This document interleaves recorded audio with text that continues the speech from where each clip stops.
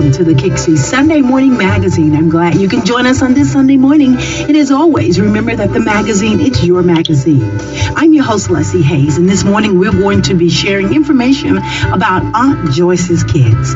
That's right. I have none other than Miss Kimberly Bracey, who is in the studios, and we're going to just talk about Aunt Joyce's kids and let you understand what this organization is all about. If you need us, you remember to call us at 601-957-1300. Leave the name of your organization, a contact name and number, and leave it for Lessie Hayes. And I will contact you back, and we'll get things going from there. Thank you so much for being a part of the WKXI Sunday Morning Magazine.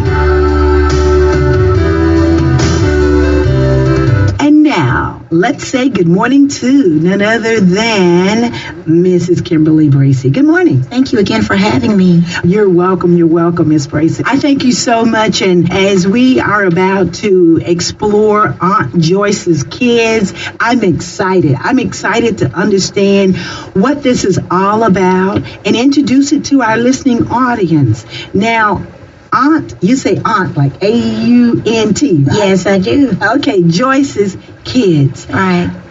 Where did that name come from, and what is that name about? Sure. Aunt Joyce was my aunt, actually. Her name was Joyce Willis Baker, and she and I were like best friends.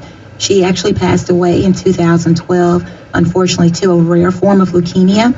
And at that time, I was a single parent of a son who has been diagnosed with ADHD, dyslexia, and is currently being screened for Asperger's syndrome. I also have a stepson who has epilepsy. And so I formed this organization, naming it after her, to serve as single-parent caregivers of children with chronic and catastrophic illnesses. Well, that is excellent. Tell us a little bit about what she was like. I think she was just that sweet old aunt you would think about. Oh, she was. She loved the color red. And every time you would know who would have seen her because they would have a big red lipstick smack on their cheek because she always kissed on people. She loved and adored children. That's why I called it Aunt Joyce's Kids. She never met a stranger. She loved everyone. And she was just great to be around. Just her spirit was uplifting and motivating. All right, that is so great. And it's so good that you could put together an organization in her honor and her spirit. You know, I think when you do things in that way, that person's spirit carries throughout the organization. Exactly. And the purpose of the organization is to assist these caregivers in single parenthood, as she was prior to her getting married. She never let the flow stop. Mm-hmm. And we are not only the liaison of other agencies in the area that have like services, but we don't want the home to stop. We want it to keep flowing in whatever gap we can fill. Okay, great. Now, is this service only for single parent? No, it's not. It's not. Our primary focus is the single parent population, mm-hmm. but we also focus on two parent homes because you do have two parent homes where their expenses exceed their income. And it would be unfair to believe that, outside of medical needs and anything that medical expenses aren't covered, that food and other domestic needs aren't considered in a house home for them and their child. So everything is a case-by-case scenario. Okay, great. And one of the things in reading about your organization and information, I noticed that you have picked a well-rounded genre as far as topics in order to be able to cover, like such things as educational, financial, and not just those things, but also other assistance in all of that. And your mission statement, it says it well. Can you tell us what your mission statement is? Sure. Our mission statement is to provide educational, financial, and domestic assistance to single-parent caregivers of children with chronic and catastrophic illnesses. And so with the educational piece, we will be assisting families who have children with learning disabilities, as well as families who have siblings of an ill child who may need homework assistance. Financially, we will assist them, say, for food or utility rent assistance, or if they have to travel outside of the state for second medical diagnosis, as well as unfortunate burial expenses. We will also reach out domestically with wheelchair ramps and grab bars is needed in the home. And should your child have to come home to a sanitized environment following a hospital stay, we've contracted with local cleaning services that will provide those services so it won't be a strain on the parent. That is excellent. I know you said that you formed the organization in behalf of your aunt. Yes. But also, how did this all come about? Where is the history? Even though you formed it, I know in the life because of how she was, but what sparked this in you? Well, when I was a single parent and discussing with her, she was like my single mom hero, and she would give me advice on how to live and how to, because it was a new way of life for me. And after visiting local service, I felt worse after I left, and I made a covenant with God that I will never allow anybody in my presence to have to go through that again.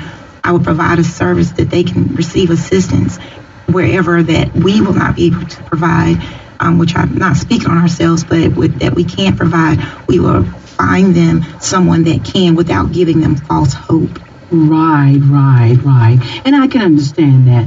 Hope is really, really something that we can all give. But I like the idea that you said you don't want to give them false hope. You want to make sure that you don't want the old pie in the sky thing where you promise so much and you deliver so Right. And I can understand that. So you stay within the bounds of what you actually can do. And you're already in the stress and strain of being concerned about a child. So, blank promises are not needed at that time. You just want your child to be well. Even a lot of parents care more about their child's wellness than their own.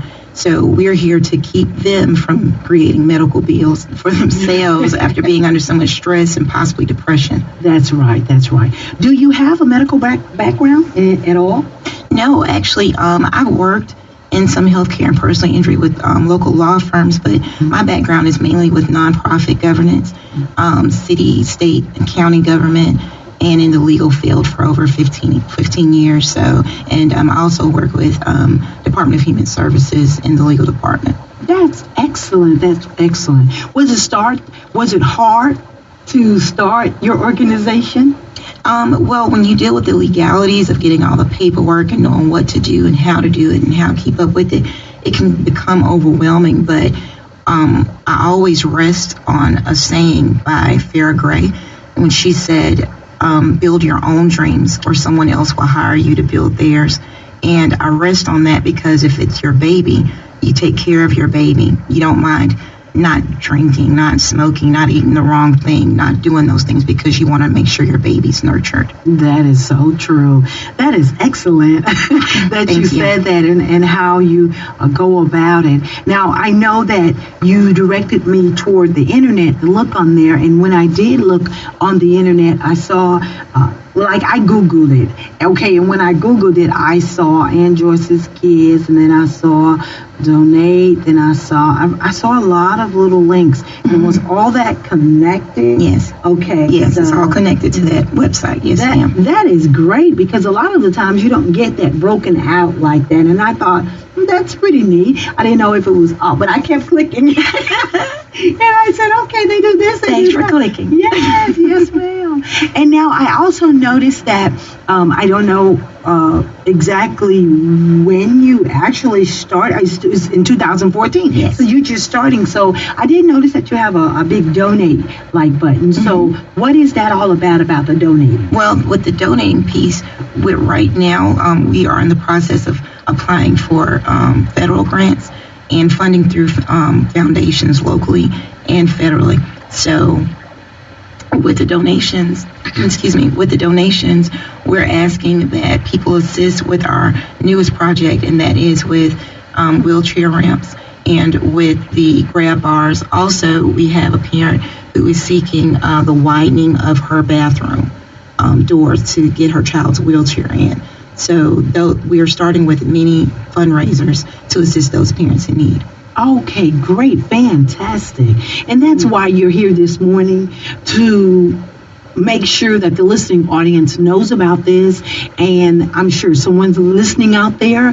You may be able to help provide services. Maybe this is some of your Christian calling. Maybe this could be a little mini missionary trip for you. Think about it in those ways. If you give, much will be given back to you. And so you're saying widening the doors of the bathroom, that should not be that hard. And I'm sure that there's someone listening out there that have those carpentry talents. skills. Yeah, those talents and stuff. So let's right now at this moment, and we don't want to go on and they have to go somewhere. Get your pen and pencil ready.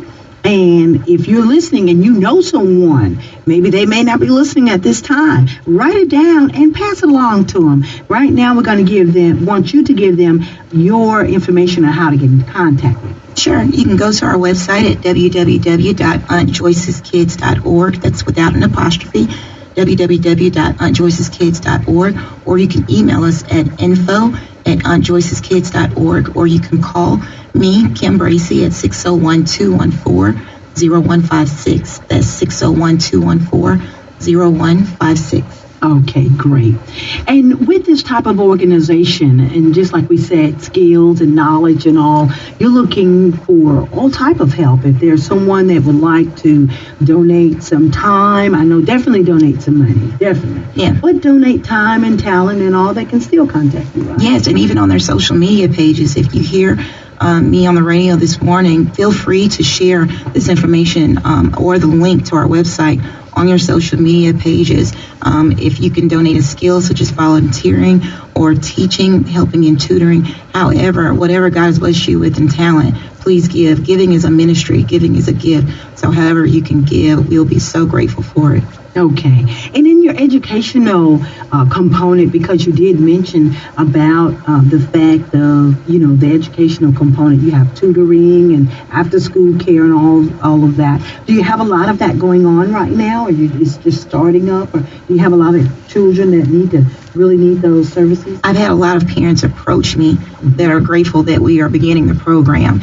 And I think the need for the tutors is going to exceed what we planned for. And so we are also yoking up with other organizations to help them in their tutoring piece. So let's say if they have an after-school program, those that have been diagnosed with learning disabilities, they'll probably let me handle that piece. So we're just trying to make sure that we hit every family as closely and as much as we can. Okay, great. And the same area for counseling. Counseling, I can say back in the 80s and 90s, it wasn't a startup, but it was more prevalent. It was more like, okay, we're definitely going to do this. And a lot of people were scared. They're scared of counseling. But what they don't realize is that counseling is nothing more than making you or helping you to work out what you need to work out. Right. That's all it is. Right. And so I think that's great that you're offering the counseling. Do you have that up and going pretty good? With the counsel piece, we will rather recommend to licensed professionals if that caregiver believes that them or their child may need it. But we will have a support group where women or men, however, can talk openly and freely about their experiences, and you never know who else shares the same testimony, and they can share their experiences and give them and offer a hand or give them tips on how they organize their lives and how they organize their time. So that's going to be good. You just mentioned something else, the support group. And That's right. That is great. So you're coming together, and that's under the therapeutic and domestic services that you offer. Exactly. That is excellent. We kind of went in the back door with this. I just realized this. We kind of went in the back door because we were talking about little things. But your three main, I'll say, umbrellas of services: financial assistance, therapeutic and domestic services, and educational. Exactly. Okay, great. And so we want to let you know this is a wonderful organization, a wonderful thing. And we're praying and hoping that, everyone listening, you could help out Aunt Joyce's kids and help them in any type of way that you can. If there's nothing that you see that you can do right now, the one thing that you always can do is pass the information along. Now, that's very simple. We all can do that. That's right. That's right. But we know that you also can look in your resources and say, there ought to be something I can do to help Aunt Joyce. Right. Yes, And we'll ma'am. gladly accept it. Yes, ma'am. Now, where do you want this to go? I mean, we're starting right here in Jackson, Mississippi. That's right. In Mississippi, we want to start here in the central part of Mississippi, but we plan to move an office also in South Haven, where we'll be near St. Jude's, and then across the southern region, then nationwide, then across the world. So we don't want to just focus just solely here. This is where we start our seed, but we want it to grow across the world. Okay, and that is great. That is great. Do you think that, I want to go back to that red. Do you think that she wore red because she was one of those sorority sisters? Well, I'm a Delta, so I knew it. I just knew it. I was going to say that, but I said I'll leave it up to you. Yeah, she loved red, and I do too. So Okay. hello to all my sorors. That is good. That is good. Well, Kimberly, it's just been my pleasure. But before I know that, I want to make sure that we have, talked about everything that you want to talk about Aunt Joyce's kid. What did we leave out? Did we leave out how to apply? Well, to apply, if you call or fill out the contact list, we will then reach back out to you for your needs. And you can also come to events we have upcoming. We'll have coffee and tea with caregivers at local coffee shops. Stay tuned on our website. We also have fundraisers through Chuck E. Cheese beginning July 14th. And we will also have a Rocket in Red event for adults that will be coming up as well. So just stay tuned on our website. Okay, and that website is? www.joyceskids.org. All right. And once again, how can we contact you? Okay, you can Facebook us at Aunt Joyce's Kids, or you can reach out to us on Twitter at Aunt Joyce's Kids. Our email is info@auntjoyceskids.org, and our email is www.auntjoyceskids.org. You can call me at 601-214-0156. All right. We want to thank you so much, Miss Kimberly Bracey. Do you feel like we've covered everything this morning? I think we have. I would like to leave the listeners with this: to want peace, sow peace; to want finances, sow finances; and to want a miracle, be a miracle to someone today. We want to thank you once again, Miss Kimberly V. Bracey, and you can contact her 601-214-0156. Thank you. All right, thank you. And do your part to help Aunt Joyce's kids. Stay tuned, there's more to the WKXI Sunday Morning Magazine.